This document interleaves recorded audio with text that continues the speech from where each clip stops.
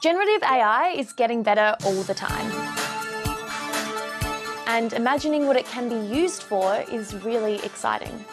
This is going to be as big as the internet, or possibly bigger. It's going to be, many people have compared it to fire or electricity. It is a very transformative technology. Many of those uses of AI are unproblematic and indeed very helpful. Kids now at home can become the next Steven Spielberg because they have an amazing imagination, and now they don't need cameras and actors in a studio and tens and hundreds of millions of dollars to create a movie. They just need their imagination. But it's also presenting a whole new set of problems. That's the sort of thing that I think we have to look at in this AI. How much is technology and how much is the hand of the artist and the soul of the artist?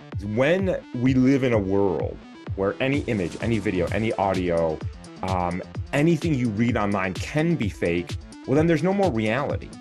And how do we live in a society? How do we combat climate change? How do we combat injustices in the world? How do we have open and free elections if we can't agree on basic facts? And our job is to figure out how to leverage that technology while keeping individuals and societies and democracies safe. It is extremely challenging for policy and law to keep track of the incredible pace of development of these systems. So, how are our lawmakers keeping up with the rise of AI? Until recently, no government has implemented laws or policies to help manage this rapidly changing technology. But now the European Union, or the EU, is one step closer to a milestone in AI regulation. The European Parliament has approved the AI Act, which is the first ever legal framework to regulate artificial intelligence. We have a duty to recognize this potential because it is going to be the technology that will be driving us into the future. And at the same time, there are risks, there are concerns that the intersection between this technology and our individuals' rights and the interests of our societies. The regulation works in a tiered system, where the riskier the AI, the more regulation it gets. A lot of what it does certainly makes a lot of sense. So they have high-risk tiers of certain kinds of systems, and then systems that may pose unacceptable risks that may be banned.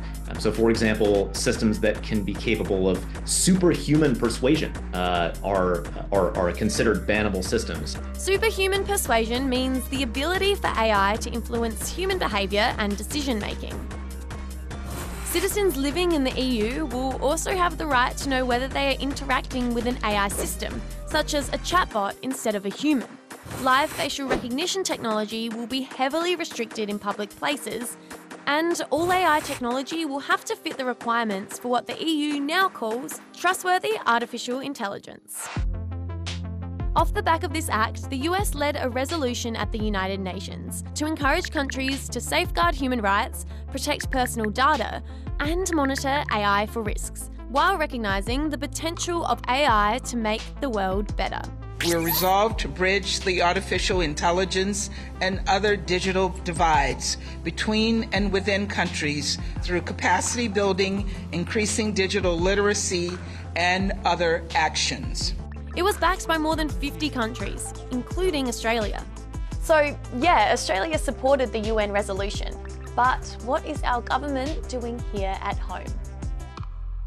In a report released earlier this year, the Australian government proposed some guidelines for AI companies, but they're only voluntary. We want to design voluntary safety standards right away and be able to work on that and be able to get industry to understand what they're supposed to deliver and how they're supposed to deliver it. And deliver then longer term through the setting up of an expert panel to guide government in creating mandatory guardrails on high risk areas around testing, transparency and accountability. Experts say that this approach will put us behind the regulation that's already happening in the EU, US and China. It's a little and it's a little late. There isn't much concrete and much of it is in terms of voluntary agreements with industry. And as we've seen in the past, having them mark their own homework is perhaps not the best idea. With proper regulation, experts say the benefits of AI will outweigh the risks. It's just a matter of working out exactly what those regulations will look like. Our regulators have to protect us. The same way the regulators protect us in the food we put in our body and the medicines that we take and the airplanes we fly in and the cars we drive in, they have to protect us online. One of the core questions around regulation is, how do you structure regulation so that it has that flexibility that you need to adapt rapidly to these new changes while still retaining the fundamental bedrock of an ability to actually retain kind of general control? Looking at what sort of regulation and guardrails need to be put in place, we certainly can't just have a free-for-all. We certainly need to think carefully about the guardrails in which we can allow the innovation to happen.